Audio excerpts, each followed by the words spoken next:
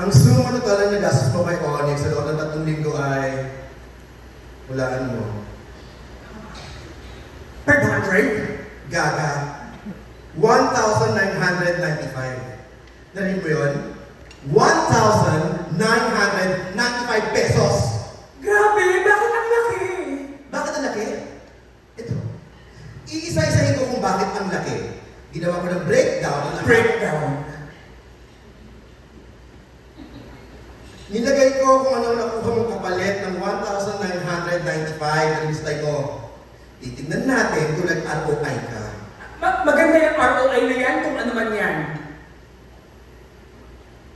Kung nag-return on investment ka, sige, babagalan ko ang pag-explain ha. Ayon sa computation ko, yung 4 na halik ni Onyx sa isang isni ay nagkakahalaga ng 250 bawat isa. Ang inanhalik yan. Mas mahal pa sa insuman mo. Yung pahipo-hipo mo sa kanya doon sa likod ng palengke, 745. Bakit ang mahal? Eh kasi sabi mo na gusto ka niya, di ba? Medyo lumiyad-liyad pa nga siya kasi nasarapan siya. Mahal, pero nasulit mo naman. Yung hipo mo sa kanya sa sinihan, 250 lang. Bakit? Kasi nga, dalawa kayo ng babae niya kumakalantari sa kanya. Ano ba kayo? Paano yun, ha? Parang binubudil pa yung dalawa si Onyx sa loob ng sinihan? Kung isasama mo yung pagtawag-tawag niya sa akin ng baby loves at saka tender juicy, marami yun. Kahit tig-5 piso lang atin, bawi na rin ako. Ay, hindi. Hindi. Hindi kasama sa ROI ang salita lamang. Ang kailangan, gawa. Utagis ka, Juicy. Kaka-30 mo pa lang. Fresh na fresh. Bakit umasta ka para may hinahabol ang kota ng lalaki, ha? Ano ba yung mga matrona eh? At least yung mga totoong matrona, mayayaman. May mansyon, luxury cars, alahas, yaya driver. Afford nila ang mag-style sa labi para sa bullet nila. Eh, ikaw, anong meron ka? Naturingan kang nag-Japan, pero nisintong tuloy, walang natala sa katrabot ng ipon. Ito na naman tayo. O, bakit? Sinabi ko sa iyo, di ba? Magpadala ka sa akin kahit konting pera buwan-buwan. At makasosyo mo sa partner para naman lumago ang pera mo kahit pa paano. Eh, ayoko mang natatawag na parloista. Pautang ko! At ano naman ang pinagkaiba ng partnerista sa isang impersonator, ha? Lats! Kung makalapit ka, nakalipad ka lang sa economy class, nakalusin mo ng sala, o ngayon, asa ng datong mo? Nasimot, kakagluta at kakalaklak mo ng tayan 35 pills. Isa dito ako masaya, ate. Kung masaya ka sa suso mo, fine! Ang pinagtataka ko, kung bakit ka nagpapagluta, isip Tina Turner naman, ano yung first mo? Tapos ay kung gusto mo yung nagtitira mong pera, doon sa mga George sa tambay sa Malanday. Nagkatumana sila. Wala akong pake! Magparehab ka nga. Adik ka sa lalaki. Wow! Busilak mo, Hindi ako santa. Nagkamali rin ako naman. Nalunod din ako sa putik na kamaluraan. Naging mabusog ako, oo. Nasilaw ako sa kanyang mamanusong tawag ng naman, oo. Maraming burak ang nalulog ko sa kakasis sa malapot ang umuloy ng kabaklaan, oo. Pero ang pinagkaiba natin, mabilis mong natuto. Gayahin ang ating mo. Nadapa, naturog, nasaktan, natuto, at muling nabubo. Ate, sino kausap mo dyan? Nag-iingat na ako ngayon. Ang tawag dyan, wisdom, maturity. Eh, di ba nga? Ikaw na rin yung nagsabi na kailangan kong pagdaanan yung mga bagay na ganito para matuto ako. Ang sabi ko sa'yo, dumaan ka lang. Huwag kang pumalada. Ate, total naman, ikaw yung maraming wisdom. Ikaw na muna yung mag-adjust. Apunuhan mo na muna yung meral ko. At saka, sandali lang. Bakit hindi ko nakita yung disconnection notice, ha? Itinago mo sa akin yung bill, no? Ano sa tingin mo? Hindi ko mapapansin na madilim mo yung bahay at wala tayong kuryente? Ha? Pasuna kasi yung deadline. Mabigat ka ng bakla ka para kang cruise. Lagyan mo na kaya ako ng corona ng tinig para sa akong Biyernes Santo na.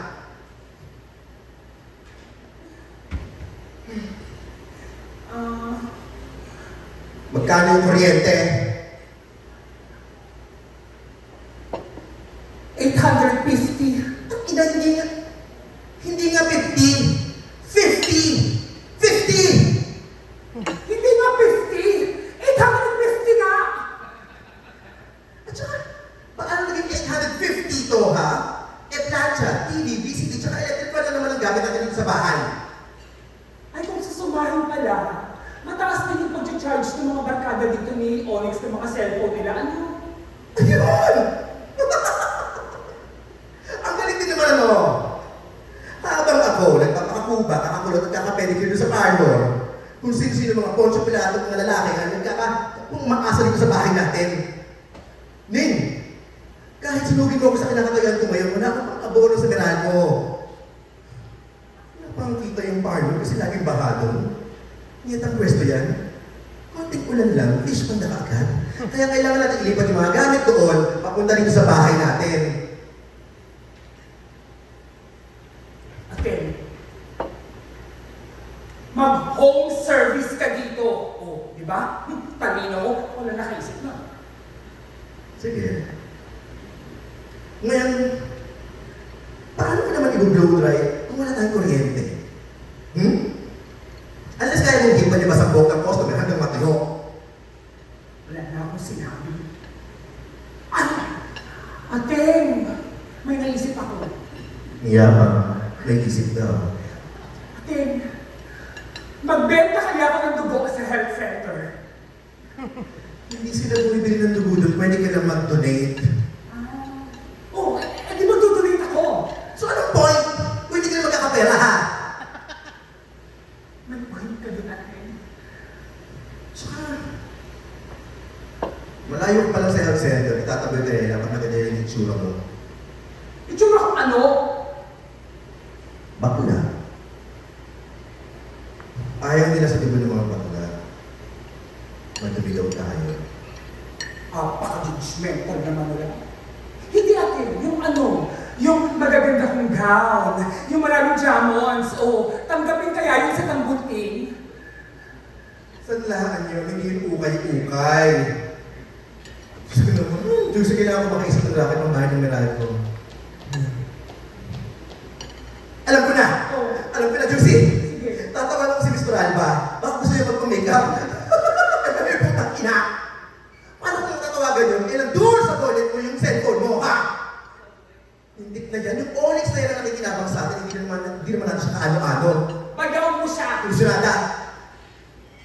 Baka sa mundo mo, jowa mo siya. Eh sa mundo niya, nandun ka ba? Bis naman. Kung magkakaroon ka lang din ng lalaki, yung ayos-ayos naman. SK si Onyx. Walang pera sa SK. Kaya nga ikaw ang hinutut niya eh. Ganyan. Ganyan ang ganyan sa Tina Turner. Diyos ko. Tignan na naman, Tina, ha? Why? Hoy, hindi mo ba na mapansin? Naman ba ka magpabalik dito? Bakit iika-ika ka maglakad? Ika? What you mean? What yun? Iika-ika ka sa kaliwang binti mo. Nangalay lang. Inis-kis mo nga yung legis mo sa kaliwa.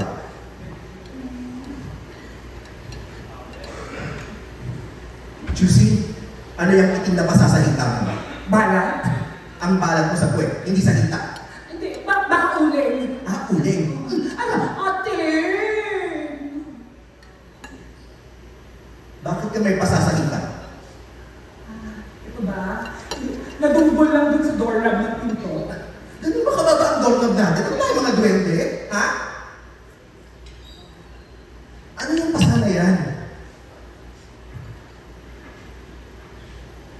Naiintindihan ko kung bakit naging mahirap eh. Iwanin nila yung asawa niya noon. Tingnan na naman. Ay naku, ibang-iba ang panahon ng 1970s. Kasal sila at may mga anak. Samantalang ikaw, Wala pang isang buong yung Onyx na yan at hindi mo na mahiwalayan. Ano bang pinakain yun sa'yo at baliw na baliw ka? Tapos ngayon, sinasaktan ka ba niya?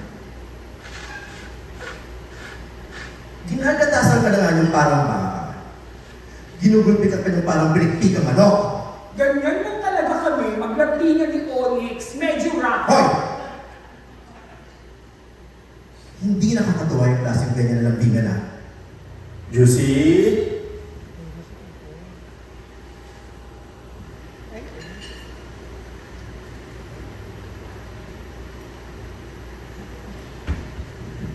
Ay, nako! Tignan mo nga naman ang kambal na siguro nadala ng ulan. May sumabit pang unos. Onyx, ang lakas ng ulan, napagaan ka. Oy, Onyx! Alam mo bawal yung ganyan itsura dito sa Marikina, di ba? Well, Bawal ang gumala-gala sa Marikina ng walang suot na t-shirt. Ay, ni Mayor Fernando yan. At saka di ba, nakabigay lang sa'yo ng bagong t-shirt ng kapatid ko. yan init eh. Ang init ay umuulan. Ano ka, burakot ka eh, no? Kasi gusto ko magubad eh, pakay mo. Juicy, nagaya yung barkada eh. Inuman daw kila Bokboy, datang alas 8. Kayo na lang, wala kasi ako gatong ngayon eh. Yan na. Siyempre nakakamatid ka eh, pakipag ka, ha? Gusto tayo ng VCD ni Juicy Minis, ha? Bulong ka ng bulong dyan. Narinig ko rin naman dito. Aayain nyo na naman yung kututumbak lang yan para sa taya sa inuman nyo. Tapos, yung bakla na naman yung magbabayad sa kakainin yung balon at chicharon. Tapos pag naubos niyo yung datong niya, may gana pa kayong saktan siya. Ilang ka pa talaga ng mga panin yung mga hinayo pa kayo mga jolts kayo! Astig ah. Ano problema nung magpaputol mo, ha? Sandali lang, mainit lang yung ulo ni Ateng. Alam mo, umalis ka na muna kasi baka pati ikaw mapagbunto na ng galit niya. Sa bagay. Yan talaga pagdurang na eh, di ba? Makunat na, kaya wala pumapatol sa kanya. Ha? Sagwa na ng tama sa mukha, sagwa pa tumabas ang buhok. Eh, kaya wala nagpapajupit sa parlor yun eh. Hindi ko nga alam kung ano yung parlorist na yan eh. Tsaka-tsaka na magupit ako. Shut up!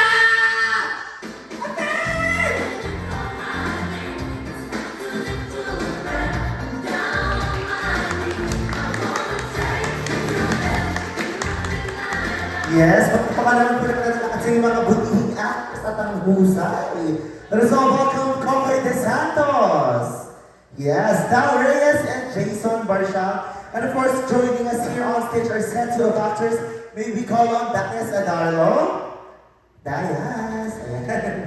The playwright of this play, Mr. Vincent De Jesus. Yes, and of course, Laano. And we would also like to call on here on stage the director and Mr. Ram Zamora. Yes, and also we would like to acknowledge all the members of our artistic team for the production and set design, Ben Padero, costume styling, Carlo Tabihe. Hello po, magandang tanghali po hapon sa inyo lahat. Maraming salamat at nakapunta po kayo today at ayun po, mag-enjoy lang tayo today. Salamat po. Magandang hapon po sa inyo lahat. Ako po si Tao Reyes. Gusto ko mag-thank you sa mga press natin. Sana po tulungan nyo kami magpakalat ng news about it sa maganda naming material. Sana nagustuhan nyo. Okay ba? Okay. Yes, maraming salamat. Sa first Virgin Love Fest. So, ito yung produkto ng Virgin Love Fest. And then, after that, nanalo sa Palangka.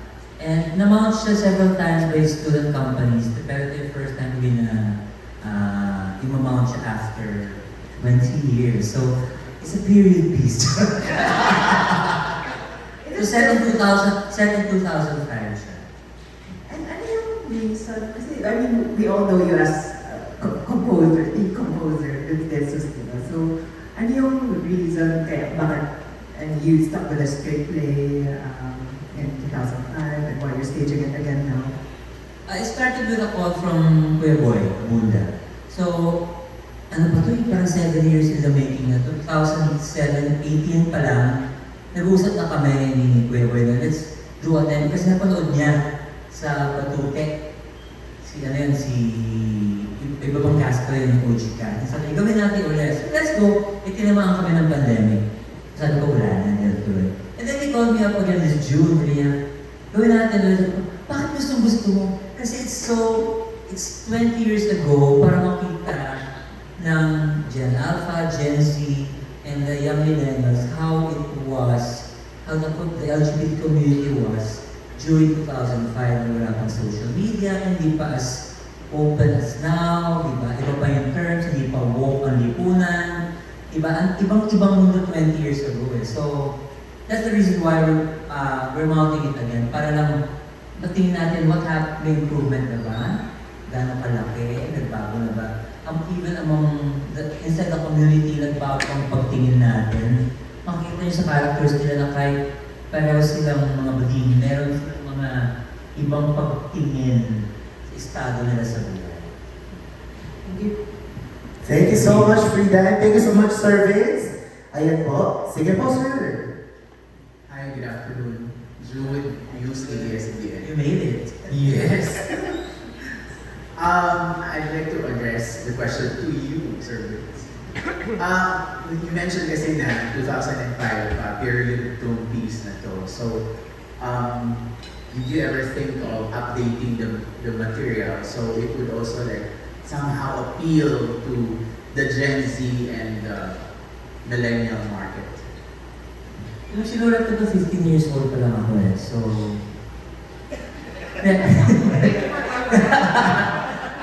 pinag-usapan namin ni Kuya Boy ito, sabi niya, no, stay tayo sa club. May mga tweets akong ginawa na we got away with 2005, pero pag ito parang, let's not go that far, yung gano'n. Pero, 90% yung pa rin yung material na stated. Because that's exactly the point where we're doing it. Para rin, alam mo, it's a mirror, it's a reflection kung ano yung state ng LGBT community nun as compared to now. Kasi it's been 20 years eh. Imagine 5 years, 10 years, ang laki na ng pagbabago ng mundo. Ano pa kaya yung 20 years? I was asking my friends na younger in their 30s, hindi nila alam na back in 2005, my friend who first directed si Phil Noble has a house in Mayon. I remember that time, kailangan namin tumakbo kasi very, alam mo yun, very sexy siya. Kasi tutuksoin siya talagang bakla. Hindi naman panis. Bakla. Alam mo yung everyday sa struggle, may ganong constant fear. Hindi man fear, ridicule. Everyday. Diba? As compared now, I mean, you can basically wear whatever you want. So, again, physical man lang yun, pero it's a change, alam mo yun, pero ibang-iba yung panahon naman. Tsaka ito yung time na ang daming hate crime, may mga murders, may mga stabbings, may mga 2005 was particularly one of the violent years sa LGBT community. You'll be tackling that one also in the piece. Pag-uusapan. Yun yung argument ng magkapatid. For Coco, what made you appeal to this material? Hi po. Actually, first time ko mag-play. At si Tito Boy, yung dahilan at naging tulay ko para magsimula na sa ganitong klase. At kumbaga challenge para sa akin po kasi alam naman natin lahat na kapag sa theater groups talagang yung disiplina. At disiplina naman po ako, pero iba yung commitment ng ng teatro eh. Pero sabi ko, para hindi ko magawa itong klaseng ganitong material, parang sobrang magiging kopya ko siya sa buong buhay ko. Kasi as an ally din sa community, ang ganda ng mensahe ko ng material eh. At yung mga karakter ko, ganda eh. So, wala akong dahilan para ako hindi gawin. Thank you. Thank you so much po. And baka may mga nais pa po magtanong. Sige po, nahin po natin si Madam.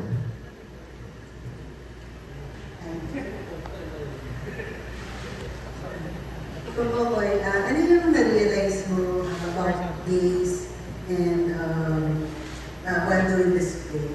Na-realize ko po. Na kahit pa paano may pagbabago na po siguro, pero hindi pa rin fully. Kasi hanggang ngayon, ang laking bagay ng social media para sa atin. So, ako, bilang isang public figure, syempre from time to time, gusto ko rin na nag-share ng something na awareness din para sa atin na, yung equality din. Pero siguro hindi yung malaking bagay kahit pa paano. May nagbago, pero hindi pa rin buo. So, ayun, lagi rin akong encourage yung mga friends ko na kahit pa paano hindi pa ganun ka mula sa komunidad. Ganun lang, let's be sensitive. Minsan, kahit pa minsan biro yan. Tao yan, di ba? Kasi, kadalasan sa atin kapag membro ka ng community, ginagawa ka katawanan. Yun naman yung palagi. So, ganun klaseng bagay. Kahit pa paano nababawasan. Today.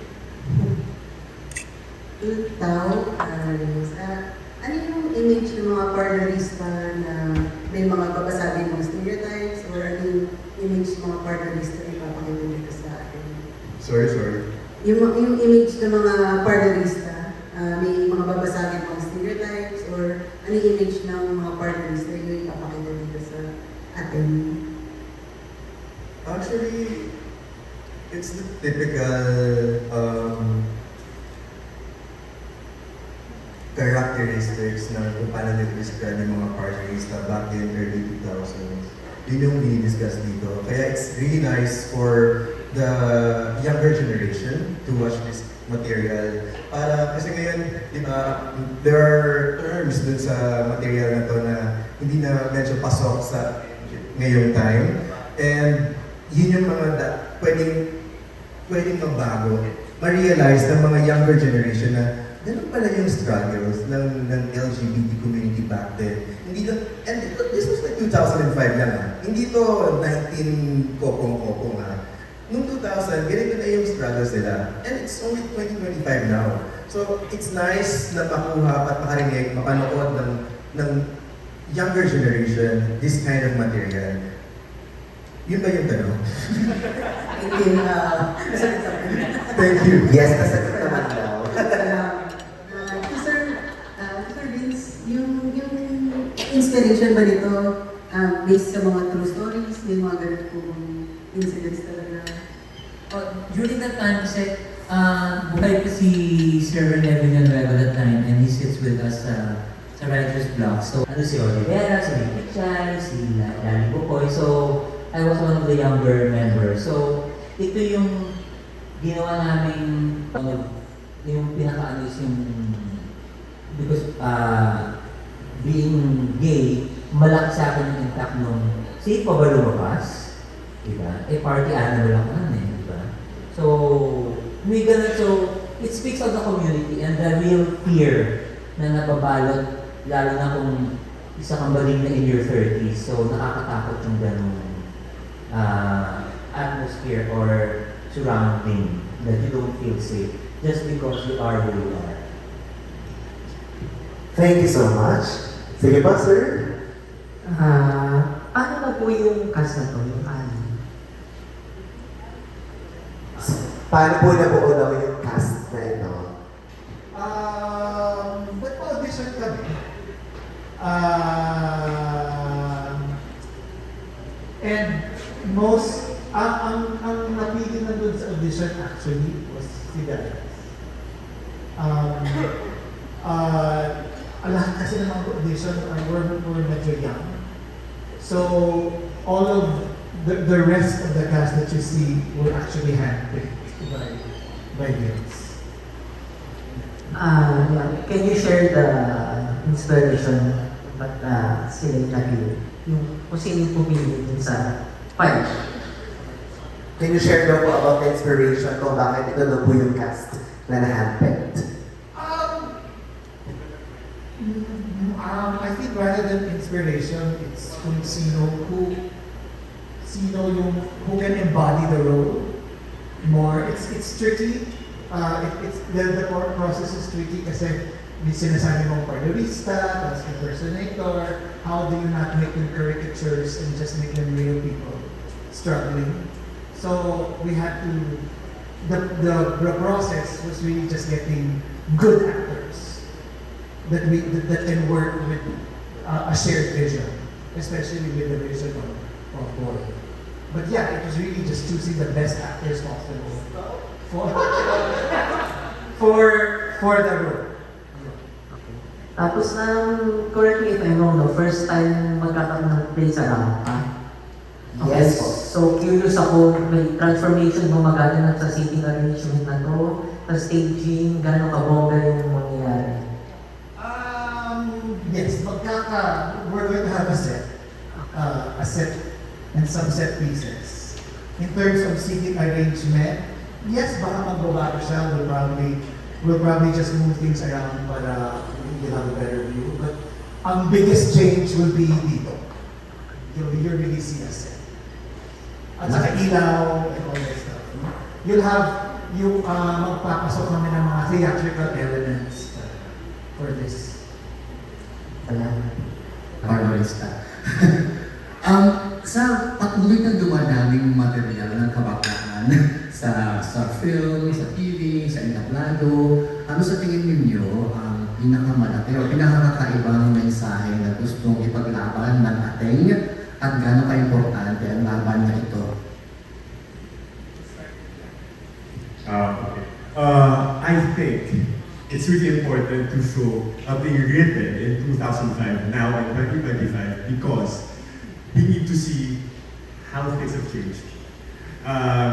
Sabi ni Kokoy kanina, iba na ngayon, iba na yung pananaw ng mga tao ngayon. Totoo, mas open na yung mga tao ngayon, but is it enough? Hindi pa talaga. Hindi talaga siya enough. May hate crimes pa, not just in our country, but also sa iba pang parte ng mundo.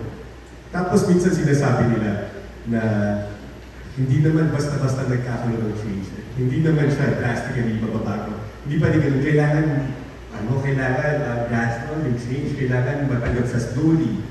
But it's been 5 years since 2005. How slowly should processes be? Thank you so much. Sige po. Hello po, ayaw po. So I think on a personal level, not tinitignan ko kasi yung play as introspection of how I see myself as a queer person. As someone who didn't come out as early as the next person, parang medyo later in life ako nag-come out.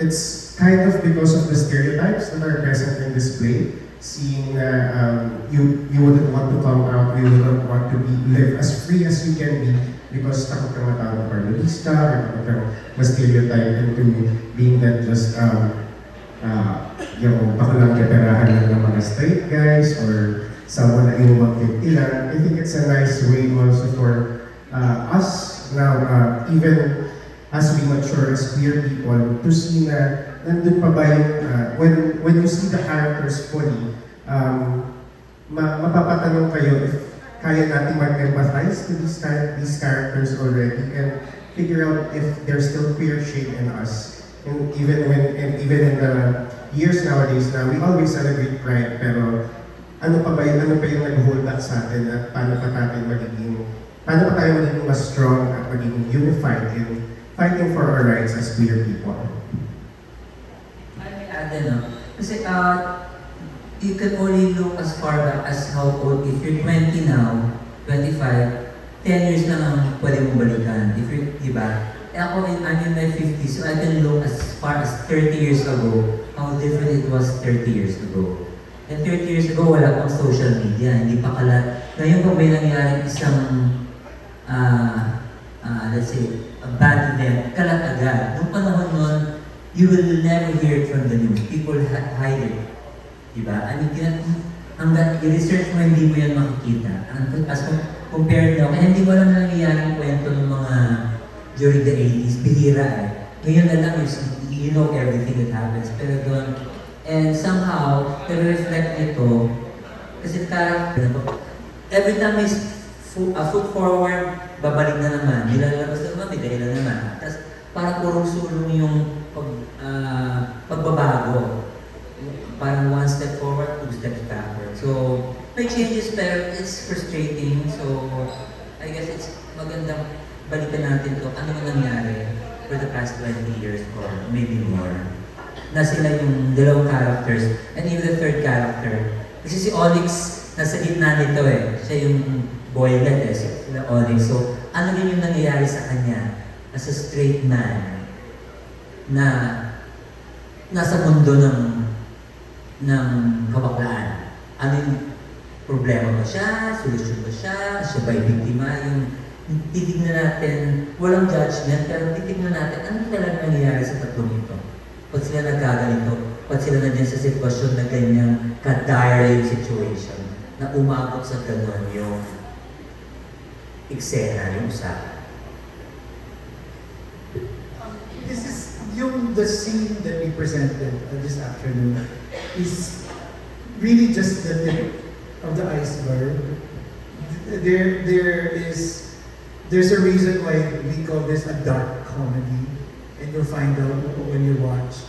It's really the struggle of Ateng fighting for his worth in a society that marginalizes him. But he's fighting that struggle for his quote-unquote sister. And it takes a turn in part 2. Let's call it a dark turn, wherein the person who oppresses them finds himself, like Vincent, in the world, in a situation that he probably never expected. So then you just have to see the play to know what I'm talking about. But yes, it takes a dark turn. And it sort of gives them a voice. Yeah, it's a chance for them to really say loudly what they think. Lalim na ng inisip ko. Parang, ako po, on a personal point of view, tinitingnan ko po siya bilang dalawang tao kung paano sila nag-express ng concern and love sa isa't isa.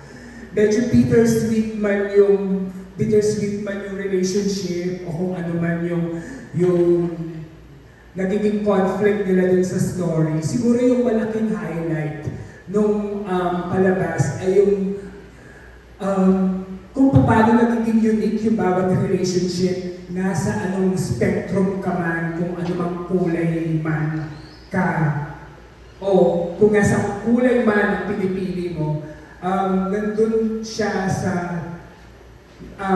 may concern kasi, may love yung bawat isa doon sa isa. So, yun yung masarap din paglaruan at masarap panoorin doon sa buong play kung paano yung palitan na yun. So, yeah.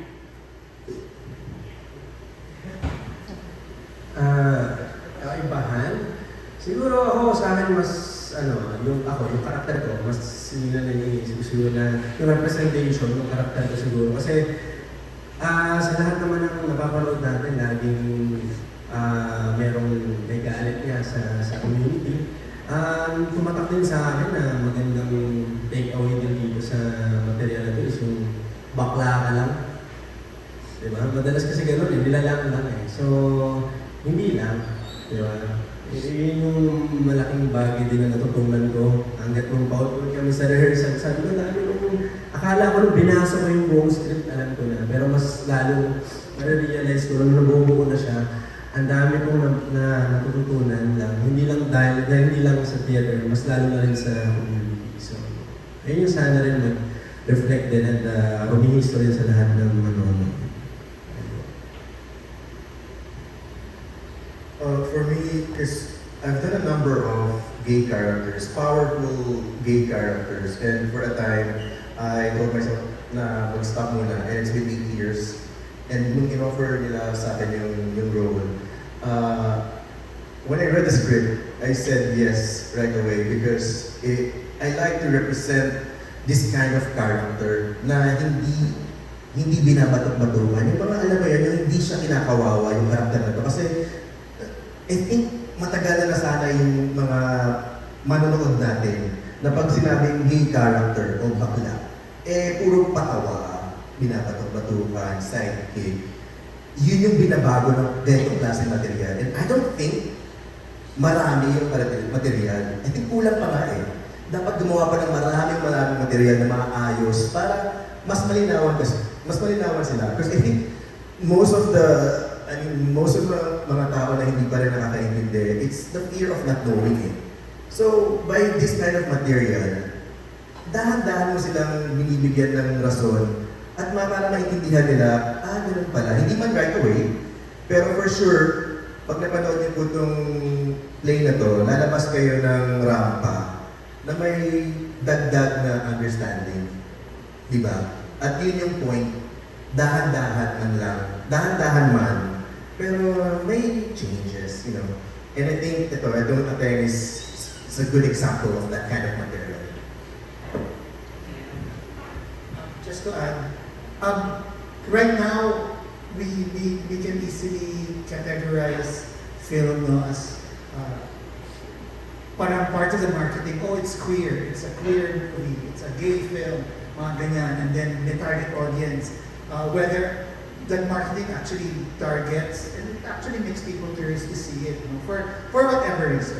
I guess the goal far in the future is to just call it a story about human beings, whether or not they're queer, di ba? It's just a story of people living their life, di ba? Parang we don't even have to label it anymore sana as queer, di ba? We're just fighting to be recognized as people who have experiences the same as the straights. So, yun na. Yes, what a powerful answers. Palakpakan naman po natin ang ating mga actors. Yes, may mga tanong. Hello po everyone, Ms. Mars from Stig.ph. Congrats in advance to the production. Thank you Vince, thank you Ren. Some of our leaders are curious po, who among the queer, the gay personalities out there really na-idolize you? And you know, you get inspiration from, whether local or foreigner. At the top of your head. Thank you. While we were rehearsing yung mga first few rehearsals namin, bawat linyang sinasabi namin, o sinasabi ni Kiwi, yung karakter ko, si Roderick Paulate talaga, yung tono, kung paano magsalita. And Roderick is such a wonderful actor. Alam mo yan, parang siya yung epitome ng lumang bakla, yung karaktera. Siya, kasi kahit anong angulo nagawa niya. Nagawa niya in a way na napaka-professional. Kaya sobrang idol ko yan si Kuya Dick. Napakahusay na actor. And feeling ko, yun nga, kung sinasabi mong old school, of course, meron pa mga Bernardo, yan ay mga Vincent. Dede!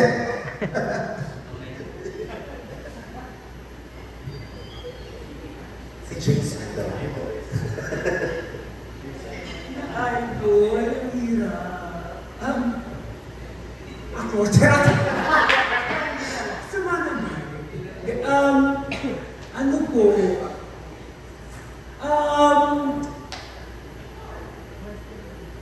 ang tricky po ng question. Parang feeling ko, ladies and gentlemen, feeling ko lang, parang kung as a gay person, parang feeling ko masyadong maraming layers yung pag-express, yung pag-create ng isang gay person or yung nasa spectrum. Therefore, parang mas mahilig akong tumingin sa mga tao or sa mga bading na magaling mag-create or mag-express ng sarili. Like Sam Smith, ganon, or yun. Sino talaga siya? Yun. Pero medyo po, napaisip po ako doon.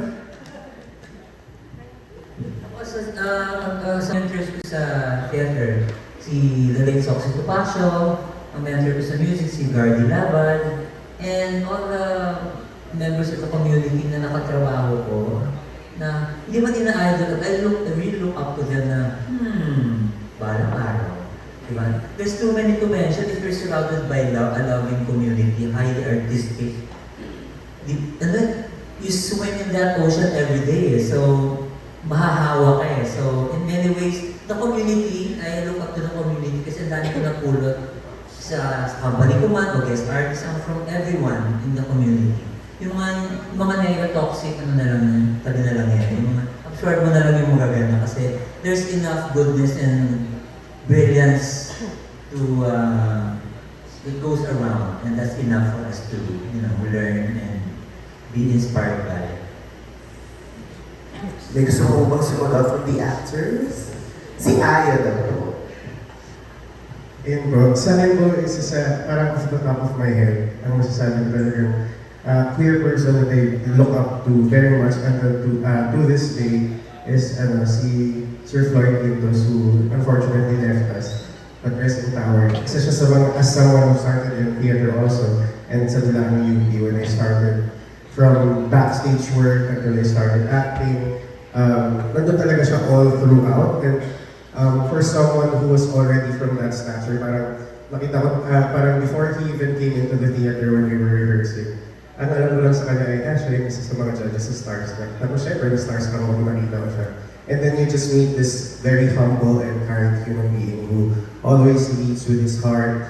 And parang I think that's what I want to be as a person, and that's what we all need as mentors and friends here in the community that we Who can represent and give a good good performance like Albert Martinez, Eddie Garcia, Michael V. So ito yung mga magagaling na aktor na kayang mag-represent, and ano mo yan, hindi in a very professional, tsaka hindi ka bastos-bastos, di ba? So kudos din to these actors. Meron pa po bang gusto sumunod? Okay. Thank you so much. Sige po, sir. Hi po, everyone. Good afternoon. Good evening na. Congratulations po sa inyo. I'm Vita Santos po from VTalks. That's my publication. So, my question first is for the cast. So, how does it feel na sinabi nga po ni Sir kanina na especially from the ones that handpick you, feeling nyo may pressure po ba or what? And also for the cast then, in your own words, how will you describe your characters and ate, what name? Thank you. How will you describe your characters in your own words and also the attempt? Thank you. Yung karakter ko sa Adeng, sa isang salita siguro, siya, abusado. Yan yung pumasok din sa utak ko abusado. At, sorry, ulit yung salita niyo. How does it feel na Pressure naman, syempre. Pero good pressure din siya para sa akin. Kasi nga, since first time ko itong mag-play, tagal na rin kasi na iniisip ko rin gusto ko rin pasukin itong ganitong klase na pag-arte din. Kasi iba nga yung sistema, iba yung disiplina. Para sa akin, challenge. At sobrang thankful ako kasi first ko, ito kagad yung mga kasama ko, napaka-mahusay at talagang inaalalayan ako since day one. So, thankful ako dahil isa ako sa mga napili dito sa Thank you. Additional question na rin kay Copart. Ano yung mga adjustment po since this is your first time doing a play?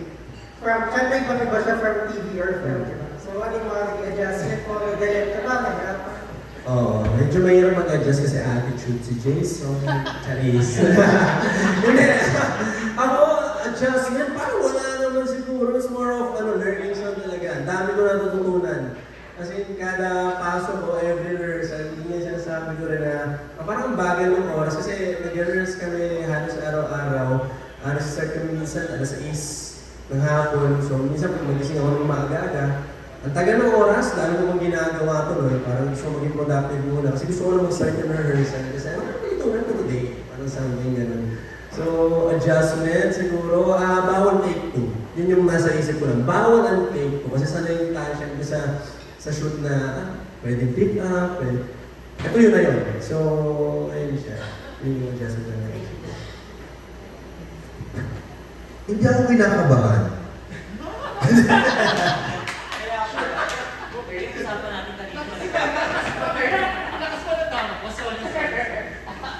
But seriously, it came as a surprise because I'm still finishing a teleserye as of now. And when I got a call from Vince offering me the character, the role, binasa ko yung script and kinantahan kaagad ako. Hindi paabot ako, pero kasi sobrang ganda ng material. Sabi ko nga, 8 years ago pa yung last Globe Theater. And that was Care Divas and another play from Virgin Lampes. Ito na rin yung sumunod. Tapos galing pa ako sa TV. Tapos segue ko agad sa teatro. So iba yung, alam mo yun yung mindset mo, kailangan magpagpag kahit kaunti. Buti na lang, palagi akong fortunate na maayos yung production, yung kasama ko, si Vince, si Direk Graham, the rest of the staff. It's always a good challenge, you know. For me, I've been in the industry for so long na I always take a new project as a challenge. Of course, may konting kaba, pero mas more on excitement. Yun. My character as Kiwi,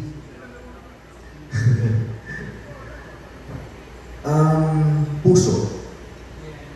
If you get to watch the play, yung nakita nyo kaninang eksena, yun yung pinaka-best na pwede mong i-describe sa karakter ni Kiwi, puso.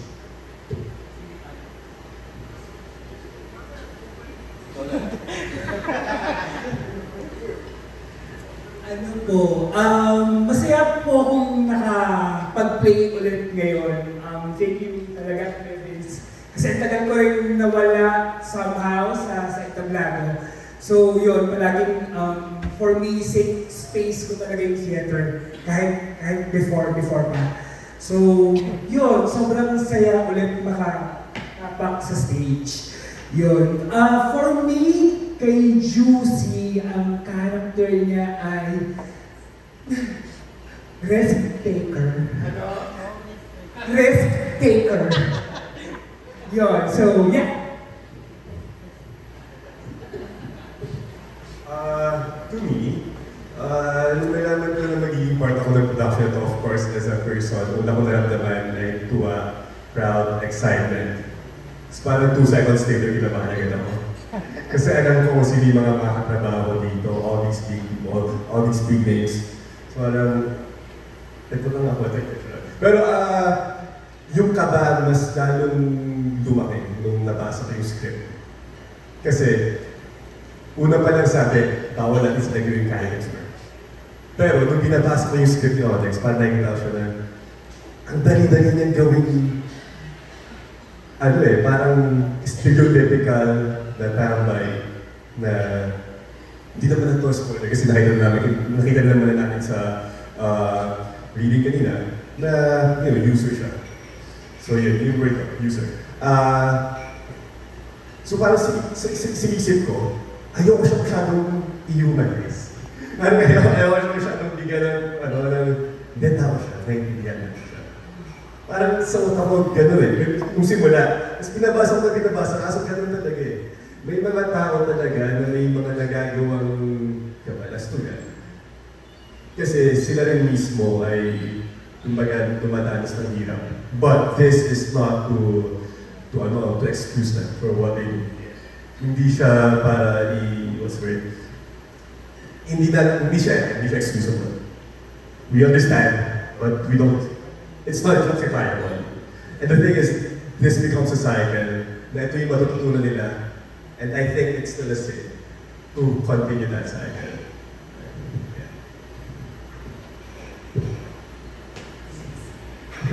Yung question. Sobrang na-excite with the opportunity of this role kasi actually tumawag si Vince sa akin, sabi niya, ayaw may play ako, gusto kitang phone. Tapos excited ako, tapos sabi niya, hindi ito musical na. Sabi ko, okay, fine. Hindi ako singer. Tapos, yun, sobrang na-excite. Kala nila lahat musical yung gagawin. So, nagtag namin, parang, okay, ito yung straight play. Tapos, as in, medyo parang pareho kami ng kwento kaming mga I guess senior cast na ako. mga non-Onyx for people dito, lahat kami nagka-comeback. Dahil lahat kami nagpahinga from acting in theater. So, which just, seems fit din kasi pati si ate yung nagka-comeback dahil kailangan i-claim ulit yung space of queerness dahil kahit na naman tayo laging may nakikita tayong spaces na kailangan pang punuan. So, I think kung may magde-describe kay Juicy, yun ay uhaw. Kasi sobrang, as in everything, para talaga siyang bata kasi na parang you just grab everything you want, lahat ng pwede mong gawin niya. Just because, parang, I think it's Kayla's oldest time ng mga queer people na ang daming pinag-create sa atin and given the opportunity na I can grab things now, talagang yun yung talagang we grab every little chance we get and very uhaw na tao. Yes, thank you so much, Sir Vince. Wala naman. Akala ko sasagot ka. Ayaw. Alright, I think we can hear When it's being frequented by the LGBT community. Yeah, yung initial talks namin ni Kuya Boy, parang months ago, chismisan lang kami, nag-dinner kami. So, nag-isip kami ng venue. Aside from puno na lahat ng mga venues na usual theaters, mahirap na mag-book. Sabi ko, would it be nice to mount it in a bar? Kasi years ago, meron pa kami ginagawa namin sa Aura Cafe, yung mga fringe. We perform in bars, in restaurants, in library, Aura Cafe, ganon. Pero lately, walang masyadong ganong productions. Sabi ko, why not? Gawin natin. Sa rampa, pasok, nasa Morato, andun na yung, yung traffic. And at the same time, it's the perfect place and the material, yung impersonator ni Neil Turner, and it's a drag club. So, pasok na pasok in line with the mission goal. Ako si Ayo, they will be playing Juicy, yung binasa kanina din ni Jason. So, we're inviting everyone to join us here at Rampa Drag Club from November 14 to December 7, every Friday, Saturday, and Sunday, 7 p.m. po yun. So invite everyone that you think would relate to this play, which is everyone, because these stories, these personal stories, when you go extra personal, it becomes universal. Yun nga. So samahan niyo po kami mapaliw, magtawanan, malungkot, matakot. So yun. Sana agad pa. Rama tayo. I'm Mr. Desus. I'm doing select shows, doing Kiwi and select shows. Please come and watch Ateng. So we're running for 4 weekends, and hopefully dito first and last theater production sa Rampa. Maybe I hope it opens up other productions before their main show sa midnight, Tsaka hindi first production ni Kuya Boy.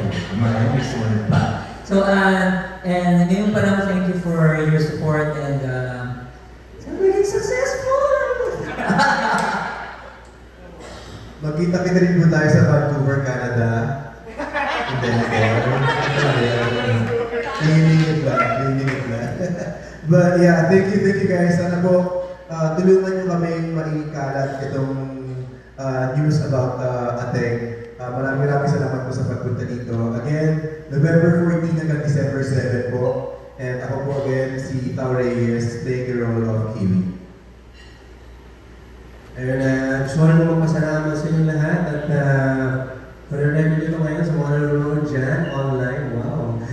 Sana po ay makapanood po kayo ng Ateng. May rampa kasi Ateng.